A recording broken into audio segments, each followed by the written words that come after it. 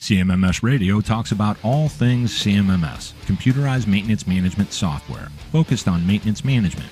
It's the people, the process, and the culture that make your CMMS journey a success. There he is, folks. If you don't know who it is, if you're not looking on the screen, I'm talking about Joe Anderson with ReliabilityX. Now, he might not want me to pour all this stuff into him, but this man is a real deal pro. We're talking real integrity. And this man and his crew are all about solutioning. If you're a builder, get with them. If you're a destroyer, move on. Pass, go. Get the hell out of the way. Joe, welcome back to CMMS Radio. Hey, man. Thanks for having me, Greg. It's always a pleasure, man. It's always good to talk to you. Yeah, man. And you have been as busy gets, as is George Williams, and, a lot of good stuff. I hear some things from some different people, but today I wanted to try something a little bit different. And, we want to do positive things for the industry, but sometimes to know what is, you have to know what is not. Mm-hmm. So I want to ask you what's jacked up in this industry, and you can roll with whatever you want. And then I want to know, how the hell do we really fix it? Yeah, you always put me in these situations, don't you? Yeah, be as mean as you want too. I love you for this one.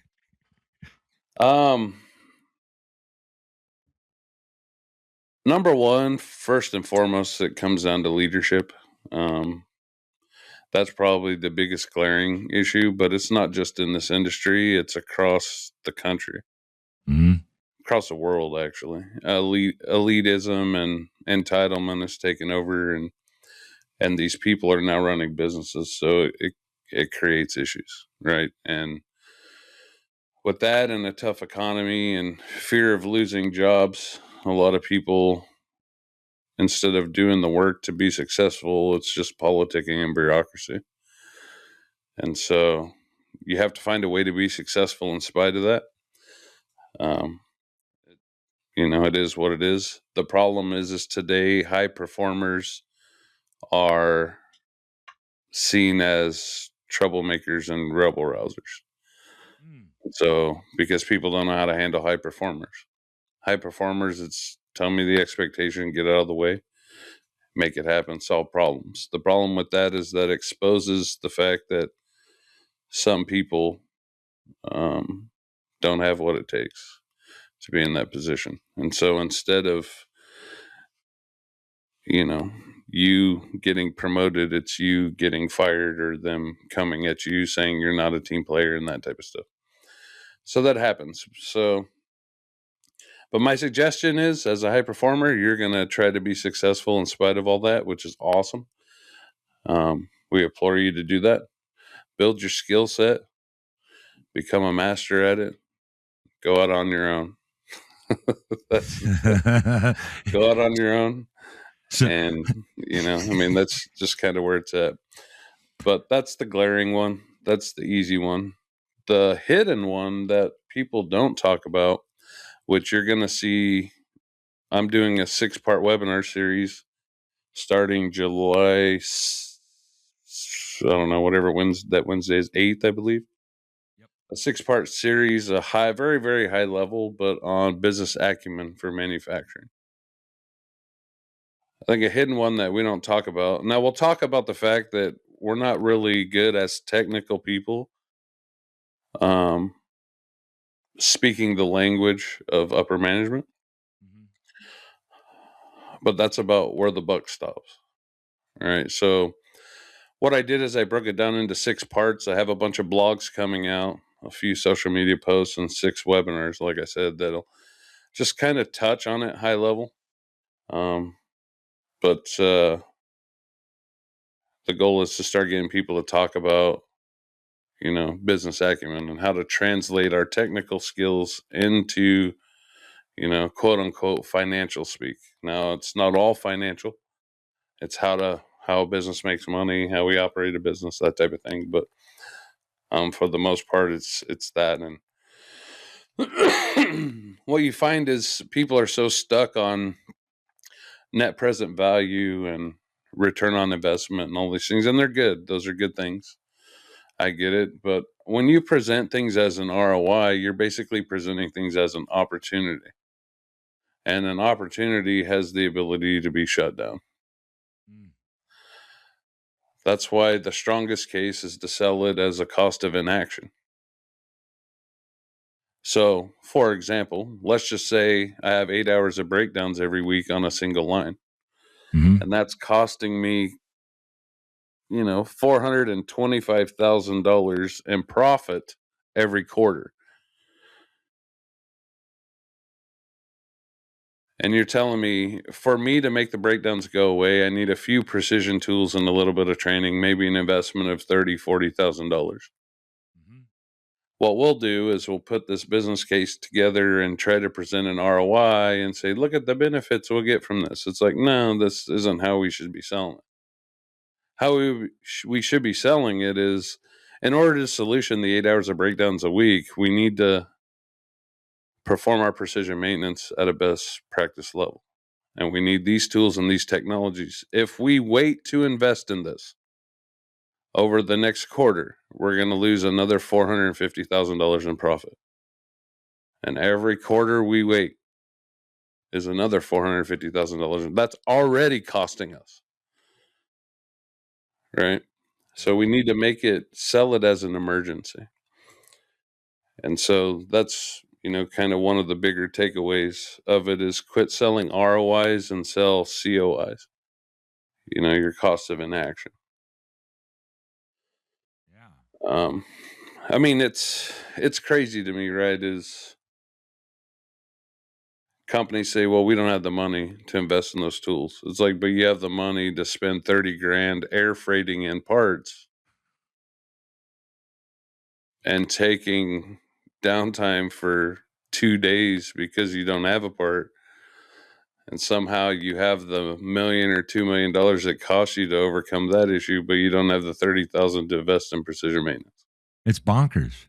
Yeah, it's crazy, right? And so, but a lot of it is the way in which we communicate it. If I just walk in and say, I need some stuff because stuff's broken, I think some people have been listening to you or reading your stuff because this is a really common theme throughout this entire year in particular. And I'm talking about the way they're framing it. Mm-hmm. Somehow there's been a big trend towards the cost of inaction and this same age-old challenge with leadership doesn't get it. And it's like, we can say that all we want, but what you're talking about is this is how you can help leadership get it so they understand that true cost of inaction, because it's ridiculous when the breakdown happens, they will get out the checkbook.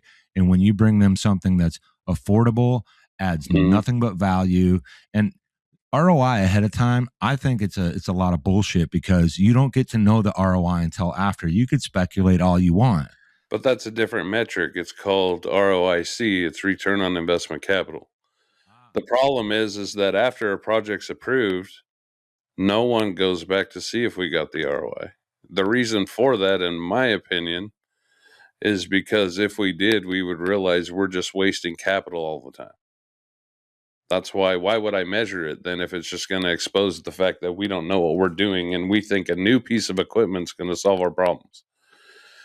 It's like, how is a new piece of equipment with the behaviors that we have installed in people right now? I swap the old one out, put a new one in, and somehow you think that's going to change your performance. No, it's just 3 months, it's going to be ran right back down into the ground. The same behaviors exist. And the problem is I've said this a million times, right? And I'm trying to wrap my head around how I want to present this, but everything is inputs and outputs. Everything in life. The problem is you can't focus on an output to change an output, but we do this all the time. Now, let me give you an example. We see a behavior that we don't like. Of course, there's a consequence to that behavior. But what we do is we try to address the behavior. The behavior is an outcome. It's the antecedents. Antecedents are the things that drive the behavior, right? It could be the way you were brought up. It could be the environment that you were brought up in. All of that culminating in the culture that's nurtured at the facility is driving certain behaviors. The things that we measure drive certain behaviors. And what we do is we try to address the behavior and then we blame the person. Now, not to say that if you're blatantly disobedient to something, then that deserves, discipline. But for the most part, people don't walk in and go, I'm just going to trash this place, forget this and whatever. Right? The behavior is the result of whatever it is that preceded it. And what we do is we focus on the behavior. And then it's the same with metrics. It's the same with like safety. Safety's an outcome. There's nothing that you do from an action perspective that's safety oriented. The outcome is safety. Everything you do is reliability. Me consistently wearing my safety glasses reduces my risk of an eye injury. Safety is the outcome. The action is how reliable are we at wearing our safety glasses?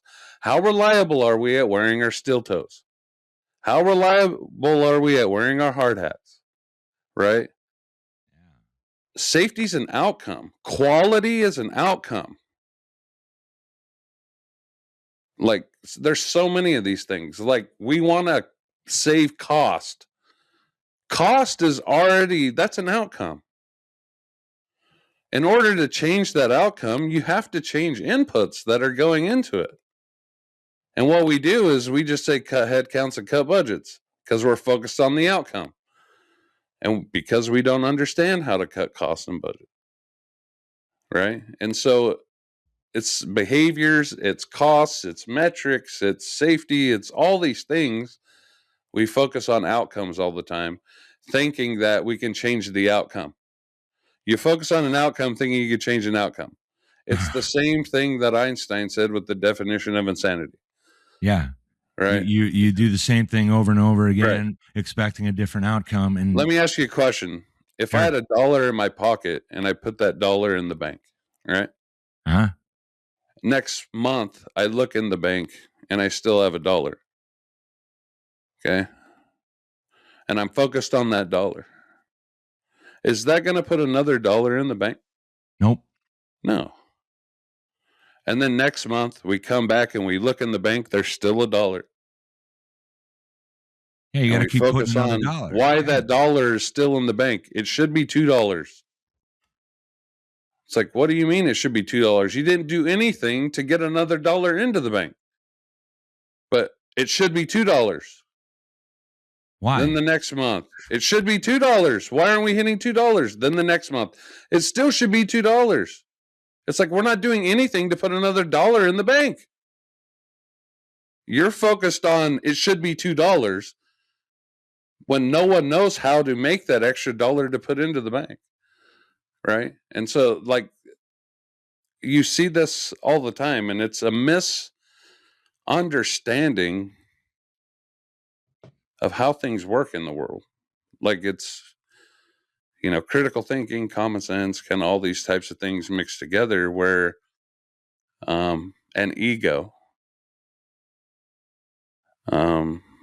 gets in the way of all of it because we think we know it all already. Do you think people maybe don't even realize it, but doing the right, let's say, activities, right? If we say, hey, maintenance is easy if you do the right things, but then when that happens, everybody's so primed and accustomed to this reactive state, this status quo stuff. I was talking about status quo bias, learning it from Rob Kalvarowski, and like that new what is right at first for them doesn't feel right, so they fall back into their own patterns and refuse to allow the value to exist or materialize. That's because everything is focused on the champion. You have to have a strong leader to do any of this stuff. This is why we're not seeing success at a lot of these places, because the strong leader doesn't exist. And leadership owns the system, all of it. All of it, always. Management and leadership, they set up the processes. I'll say people of authority is what I'll say. I don't want to call them leaders. Don't even want to call them managers. People in authority are responsible for developing processes and that make maintaining up them. the system that you're in charge of, right? Every department is a system. Maintenance is a system. Operations is a system, right? There's a Finance is a series system. of processes that make up that system. The difference between a process and a system is the fact that a process doesn't complete work and a system does. For example, if I were just to plan and schedule work, does that complete the work? Not at all. No. Planning and scheduling is a process, right? Utilization of the CMMS is a process. MRO has a piece of that process. Work execution is a piece of that process. The feedback loop is a piece of that process, right? Defect identification is a part of that process. Like, there's these processes that move work, and once work is moved through processes and completed, that is the system. But processes move work through the system, and every department is a system. A plant is a series of interconnected systems that have to work together. And there's every department has at its core basic processes that must take place. Now you can add to that, you can streamline it. There's things you can do, but what can't change is the right work. This is why I've always gone back to, we need to be effective first before we worry about efficiency.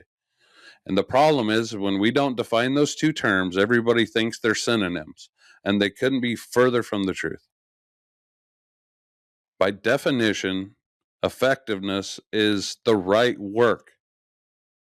It has right in the definition. Outside of words that have right in them, like righteousness or, those types of things, you take those types of words out, there's only two words in the English language that have right in the definition. And that's integrity and effectiveness. Efficiency, right, is not in the definition. They're trying to put it in there, but that's not the definition. I can be doing all the wrong things and still make that process more efficient. The problem is people come in and try to make wrong processes or bad processes more efficient. And yes, you'll get small gains, but it's not the step change that you're looking for.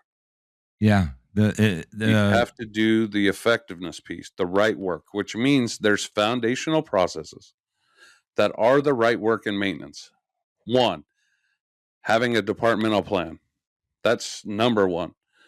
That's actually phase 0. You should have, as a maintenance manager, a departmental plan. Has a vision, mission, goals, values, broken down into objectives and tasks. My plans are typically about 30 pages. And then I share those with my team because my job as a leader is to set direction and then to educate, right? So departmental plan, asset strategy development. So you have criticality analysis, your FMEAs, all that, getting into equipment maintenance plans and how you're going to handle assets based on their criticality, right? So you have your asset strategy development. Then you have precision maintenance. You have lubrication. You have predictive maintenance. You have planning and scheduling. You have MRO.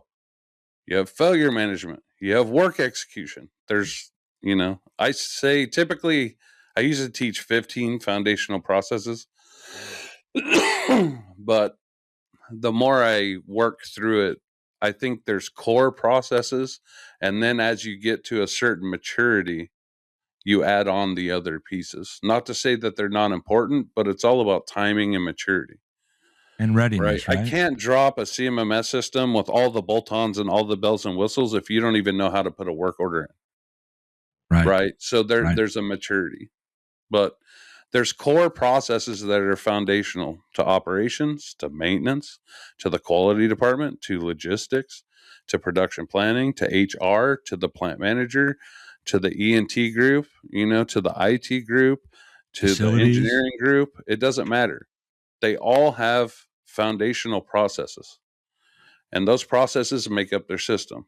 And then those systems must align with all the other interrelated systems, meaning maintenance and operations are the core.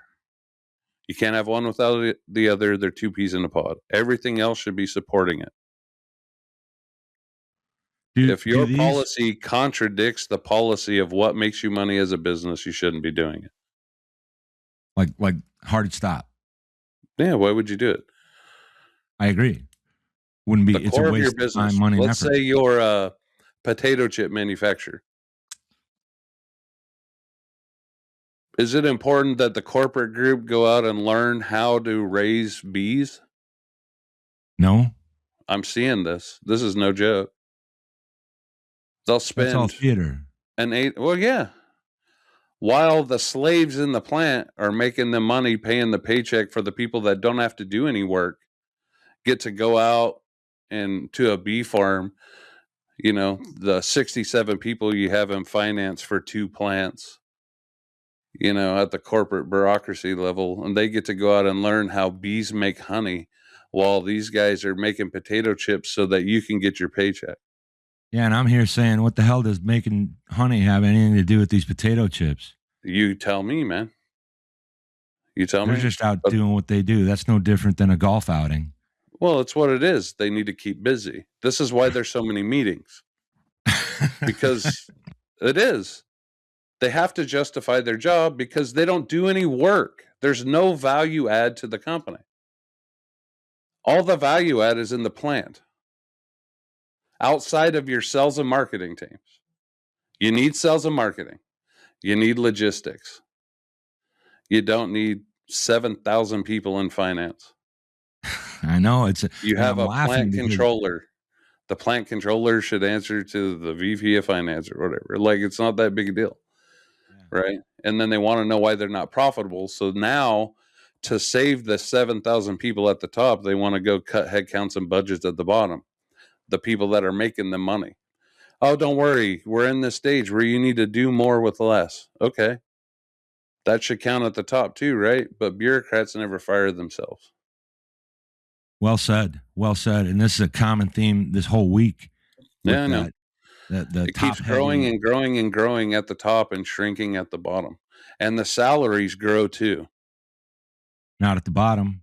Not at the bottom, but at the top. Could you imagine if they actually kind of balance that out at least?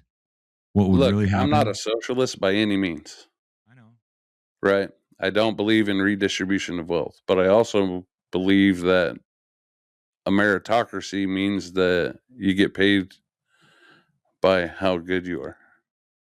Today we have people that show up to work and get a paycheck to do nothing. And there's thousands and thousands and thousands of those. But that's why AI is going to end up taking their jobs. White collar workers are going to be the ones without jobs soon. It's not going to be the blue collar people. Not right now.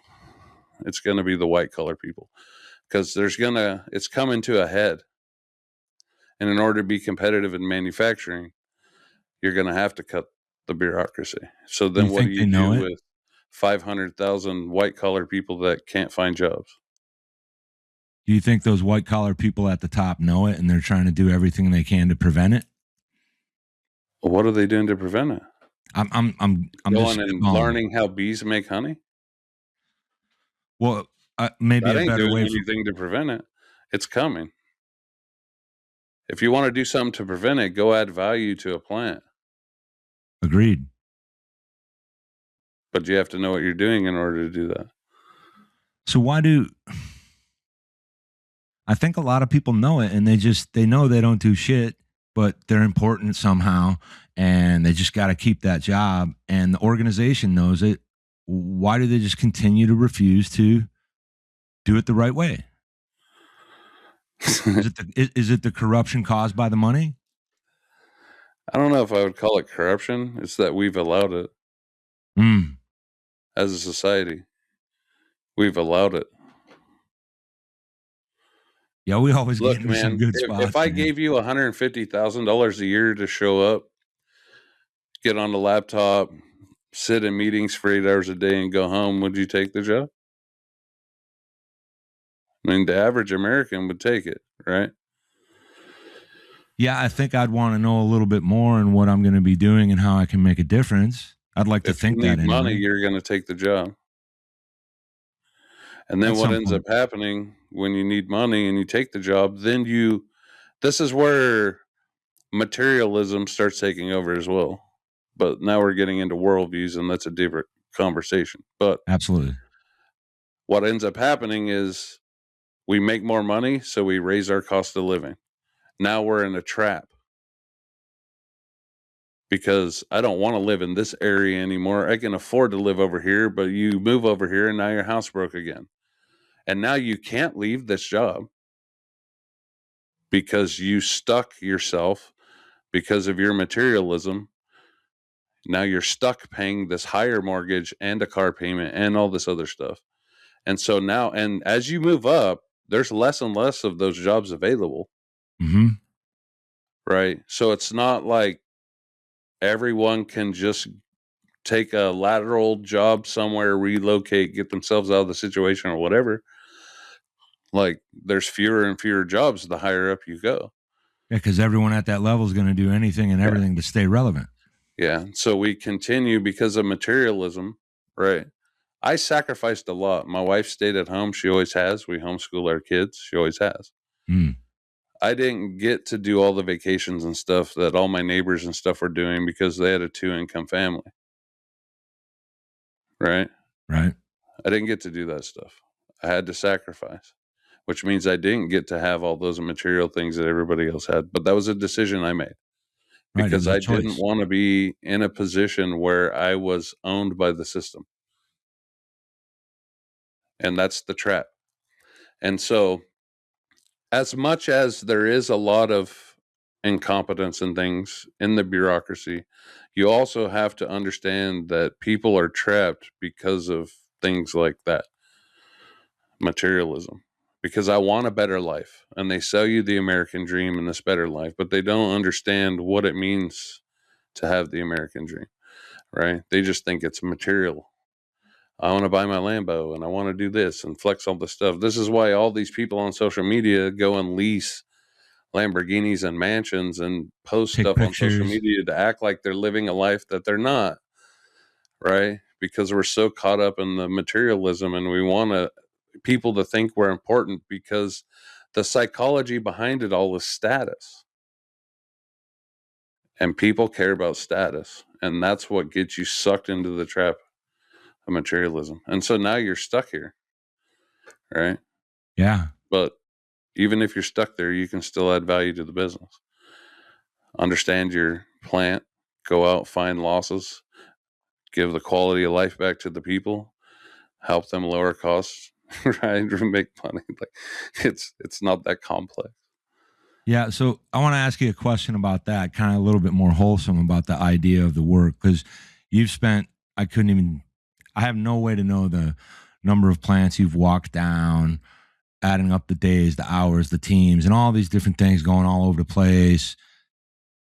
But there's something to this idea because I'm now having talked to a lot of people, not just here, but when we go to these different conferences and whatever, Mm-hmm. where so many of the real maintenance people, that one of the things they love about their job and their role is they get to go find a problem today because they like to first find it because it's hiding somewhere. And they Mm-hmm. know that if they find it, there's an opportunity. And that That's what high is, performers do.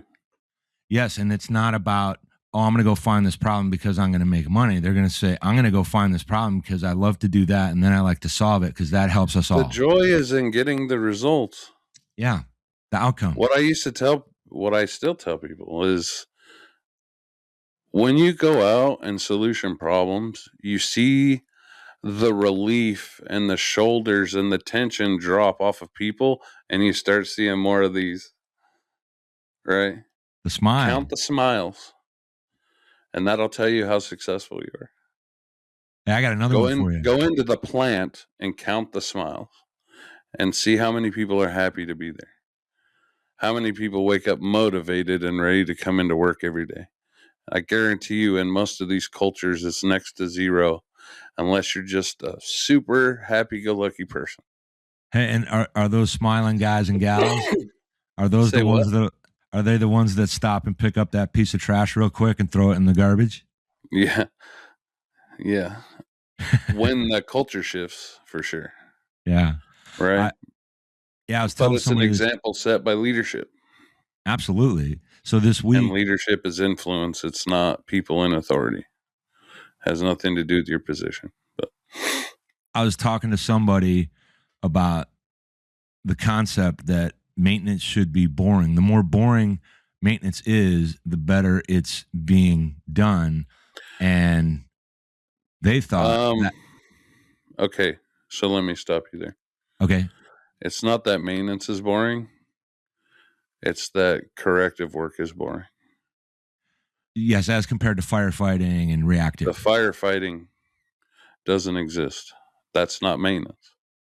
That's corrective repair, unplanned corrective repair.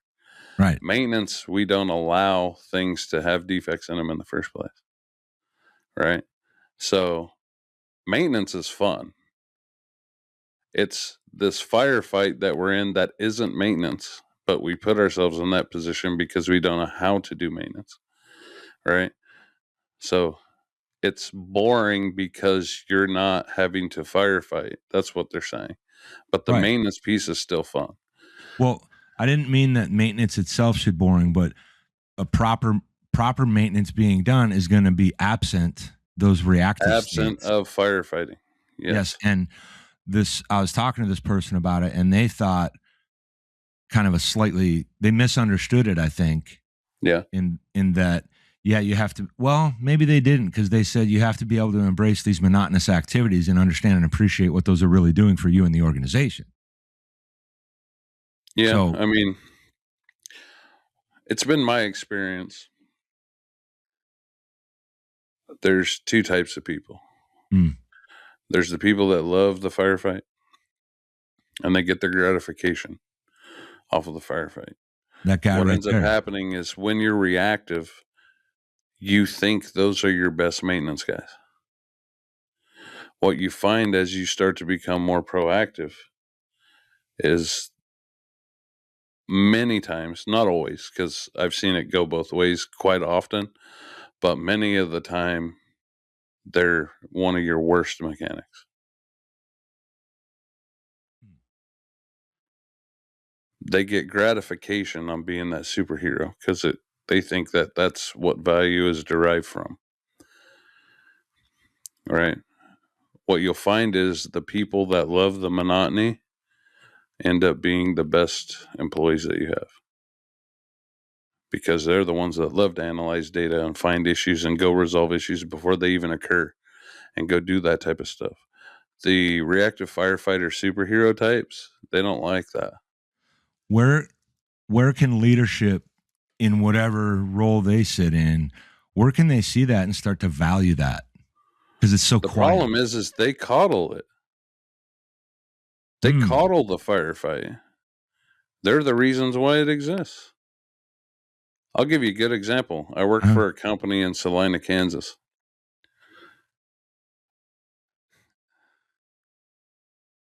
We had a line go down for 2 days.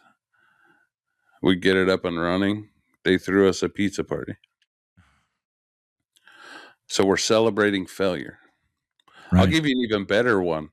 We only had 19 lost time accidents. That was a new record for us. So we had an ice cream social. To celebrate, 19 people got hurt.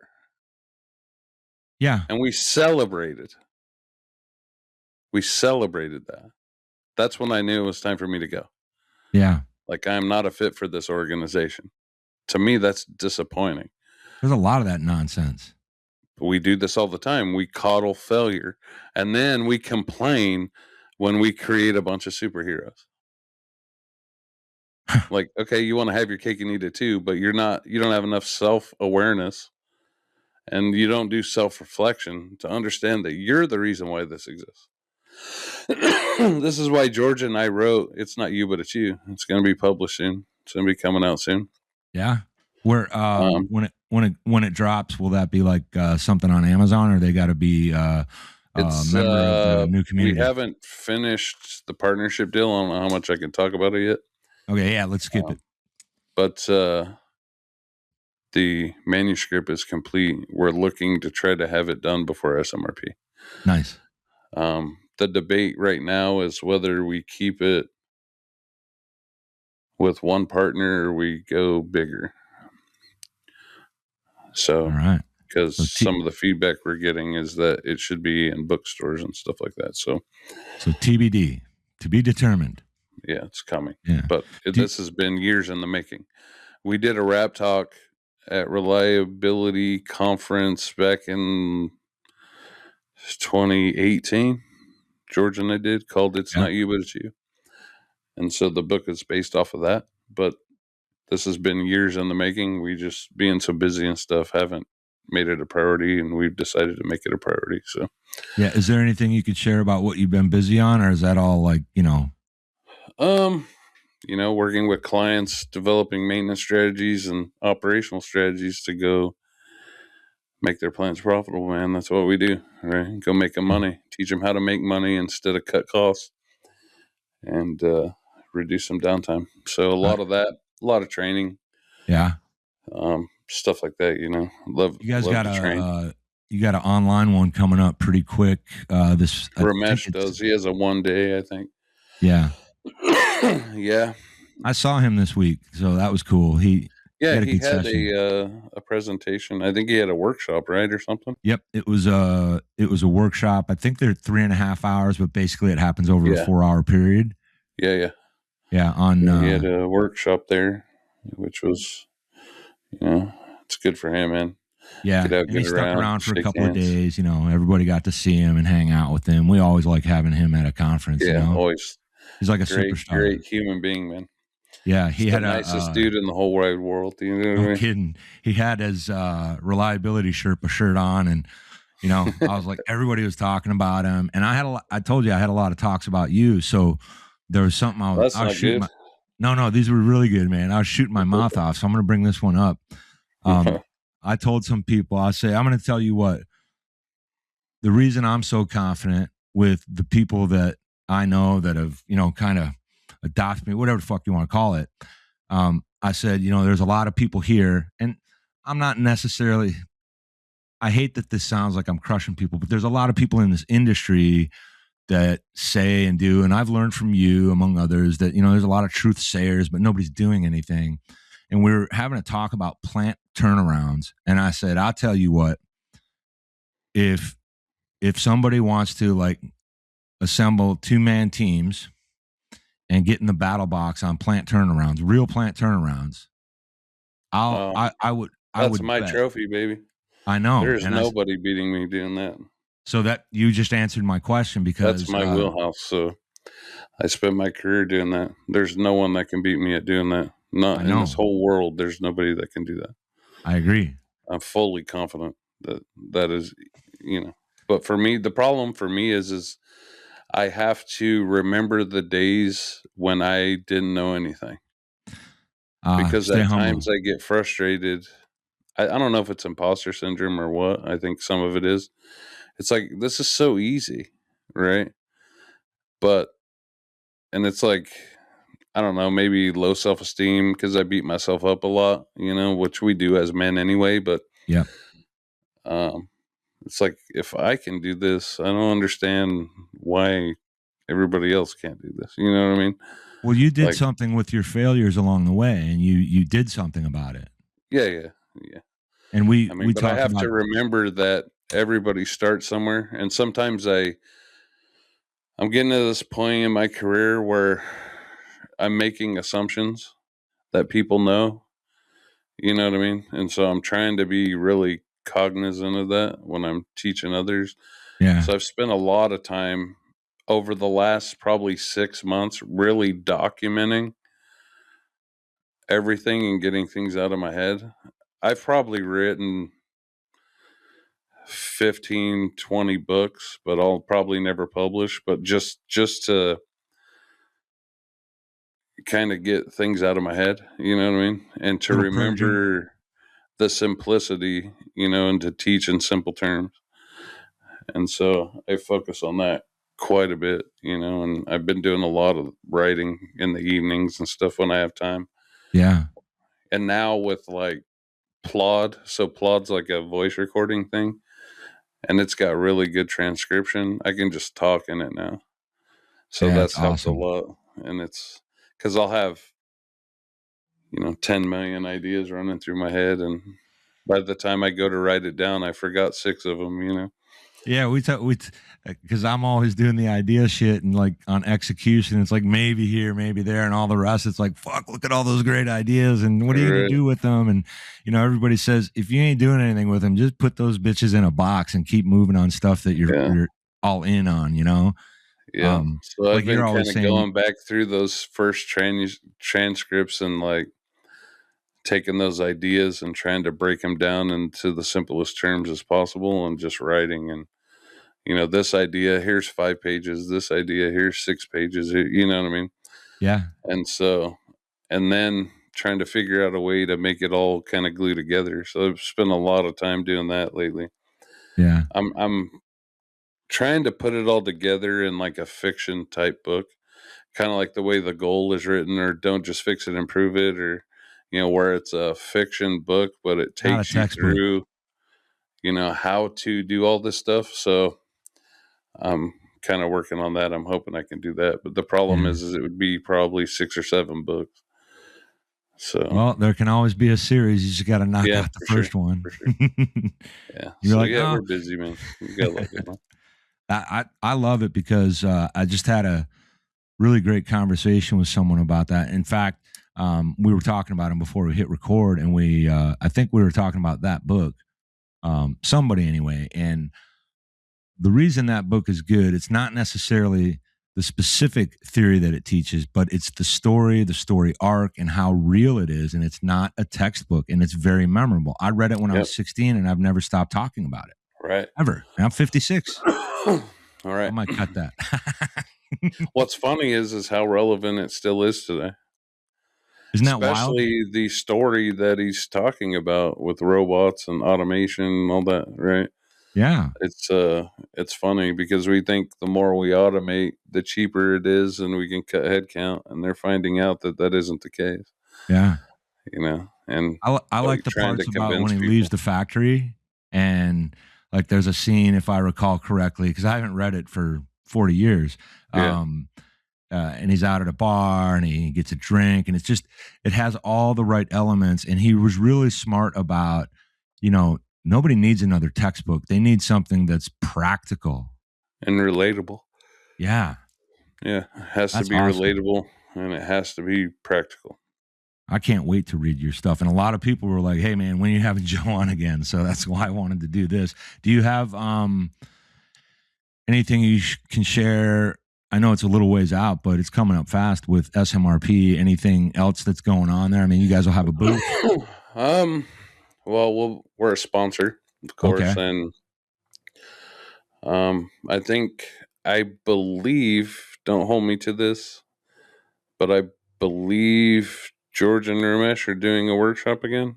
Okay. And then I think George presents twice. I've got to present.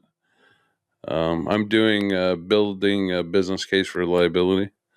So I'm going to touch on some of the business acumen stuff and teach people some simple ways to sell the business case, right? When you need Yeah. something. So Much that's going to needed. be kind of my focus. Hopefully, it's something different and something no one's ever heard before. Well, everybody's struggling with it right now. It was another one of those primary complaints right in the same area of frontline adoption. Yeah. Making the case, nobody knows how. They're Yeah. frustrated, and it's like you just got Well, to what's improve the way you happening do right it. now is we're getting a new generation of people into the conferences and stuff like that. And they're all learning, they're all coming up, right? So this is the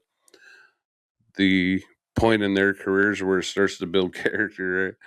This is kind of how it started for me, 15, 20 years ago. And then, it was the same way. And now we're getting this kind of next wave coming in. So it's awesome to see Yeah. a lot of new faces, but all the same old problems.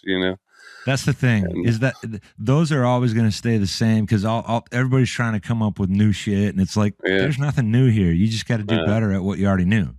yeah, that's for sure. Wild. That's for sure. Well, Yeah, brother, yeah, first of all, I want to thank you for making time, because, you and I tend to record a later part of the day so that, yeah. kind of the smoke clears for the day, but we're heading into the weekend. I always love having you on, not just because it's a freaking blast for me and I get to learn some stuff. Always love chopping it up, all that. Yeah, same But here, man. I there's appreciate you a lot. there are We'll be praying for people. you, Greg.